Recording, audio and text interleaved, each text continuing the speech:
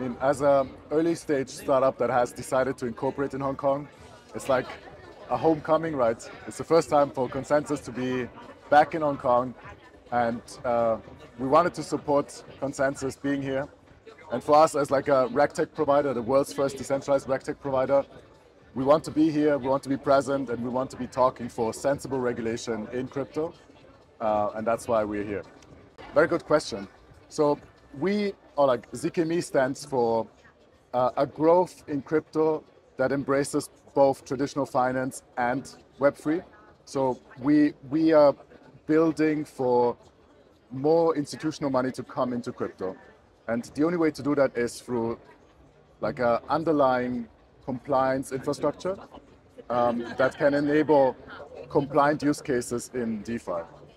So, I mean, decentralization is not a black and white statement, right? Like, if you look at many of the DeFi protocols that you have in the world, there's always some kind of like centralization bottleneck.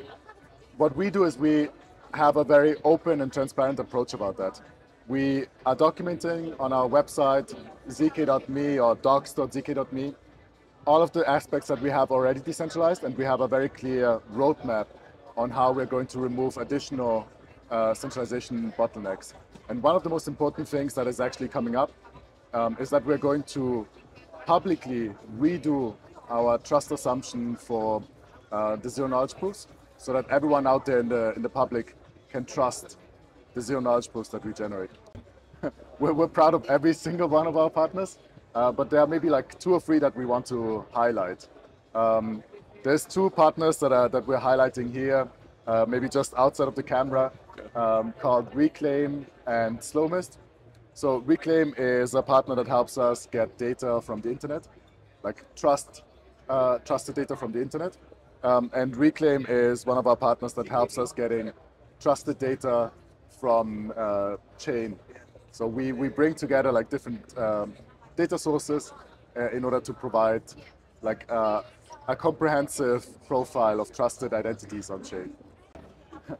Like whenever I talk to investors or future investors into ZKME, I actually built the narrative that AI is very much about data interpretation, and ZKME is exactly the opposite. So ZKME is about trust into data that doesn't need interpretation.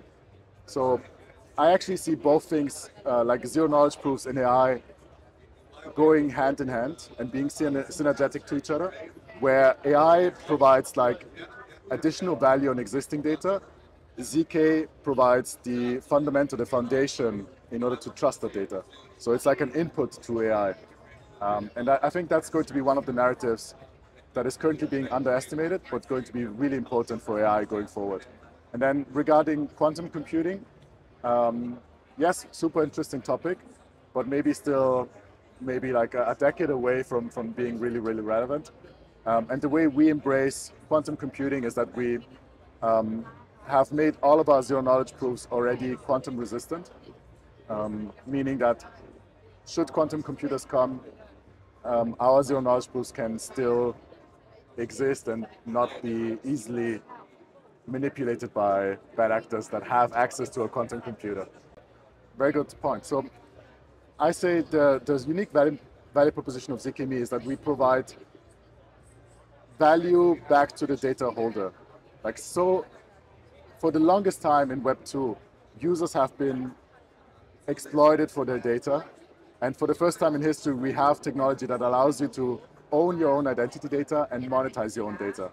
So in the future, when you get advertisement, you'll have ZKME to get kickbacks for all of the data that you're sharing to advertisers.